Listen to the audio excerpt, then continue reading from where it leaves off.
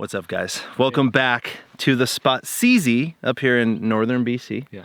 Here with my new friend Brian, who is a, what do you call what you do? Is it a bush pilot?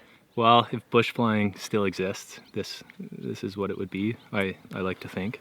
Yeah. Yeah. And it does exist. And you are taking a career path less chosen that I think a lot of you guys would be interested in, because turns out to be a career pilot, you don't have to just go fly for the airlines. You mind sitting down, telling us about what you do? Yeah, absolutely. I'd love to. Let's do it.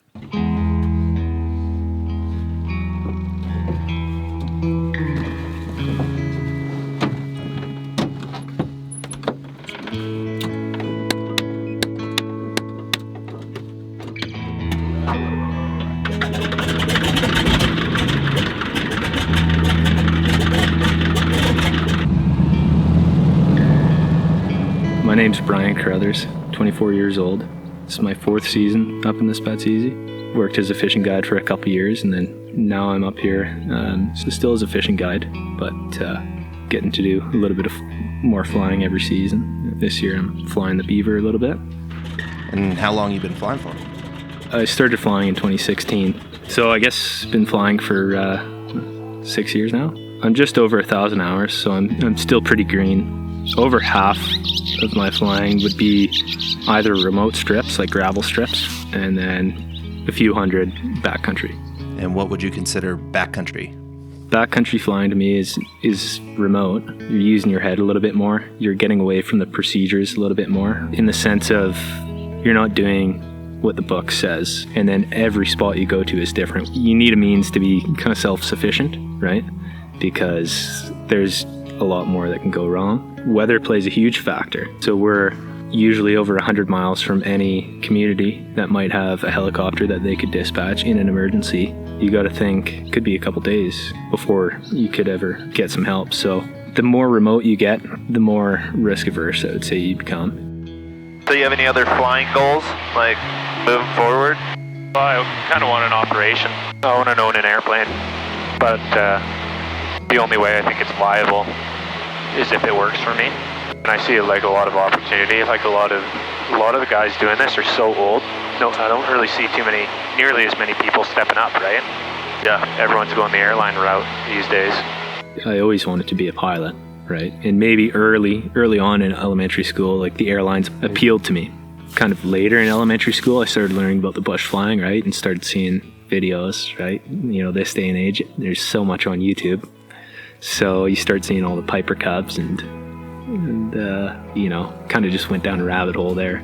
I see why people do go that airline route, but for me, I just see all the different opportunities. You know, maybe you don't make quite as much, but does it matter? Success to me isn't just about money. It feels really good at the end of the day to have overcome problems, right? And to have done a good job. And that's where you take a lot of pride, I think.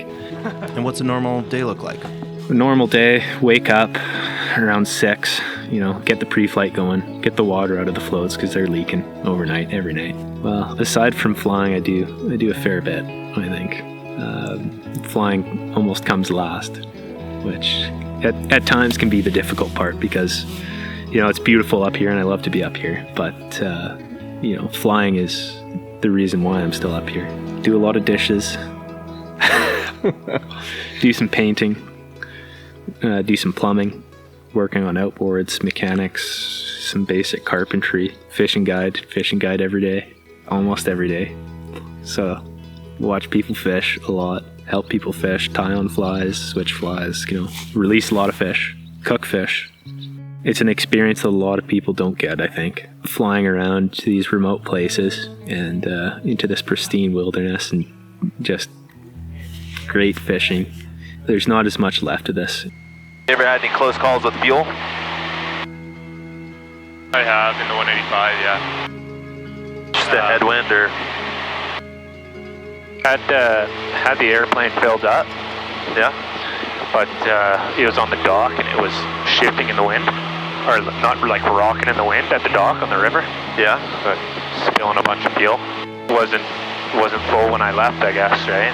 A lot of it went overboard. And how do you even get fuel up here? Logistically, it takes a lot of work just to get fuel up here and to keep fuel up here, because we burn it. Typically, we get our fuel a few ways. You know, there's a closer lake here to the east where it can be trucked in closer to where it's like 30 miles away, but it's a long dirt road in. You know, it's 10 hours on dirt. So you're not getting a B train in there. You're not getting a big tank, right? You're getting some drums in.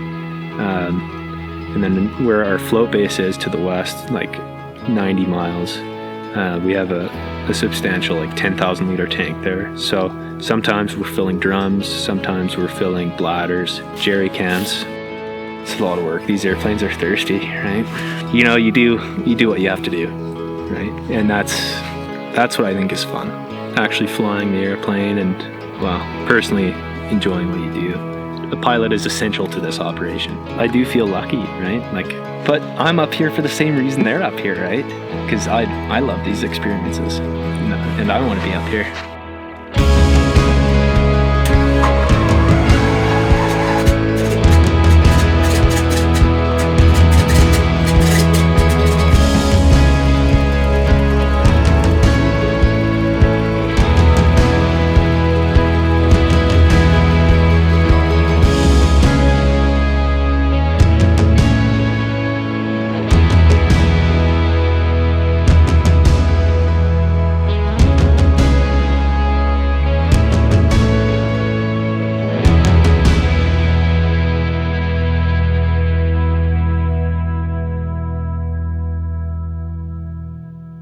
All right, guys. Thanks for tuning into this one. I hope you guys didn't mind the little departure from my regular flying content, but I really thought Brian's story was cool, hearing how he has chosen kind of to go off the beaten path of what commercial aviation normally is. I think it's awesome to see that the career path of a bush pilot is still alive and viable. So I hope you guys enjoyed that as well. And thank you again to Brian for letting me point my camera at your face and ask you a whole bunch of questions.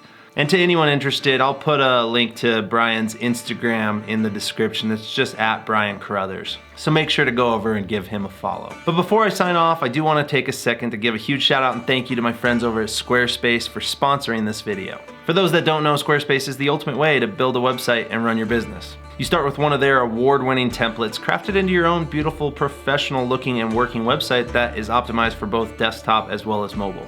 And they have features for every industry, so it doesn't really matter what you're trying to do with your website, you're gonna be able to do it with Squarespace. And like I said, zero experience necessary. It's super easy to build anything from an online store to a professional photo gallery or a personal blog. Anything that you're trying to do, you can do it with Squarespace. So if you haven't yet, head over to squarespace.com for a free trial. And when you're ready to purchase, make sure to use code Trent Palmer at checkout. That'll get you 10% off. Thank you again, Squarespace, for sponsoring this one. And you guys know the drill. Like this video if you do. Subscribe if you haven't. Come be my wingman. We'll see you on the next one. Peace.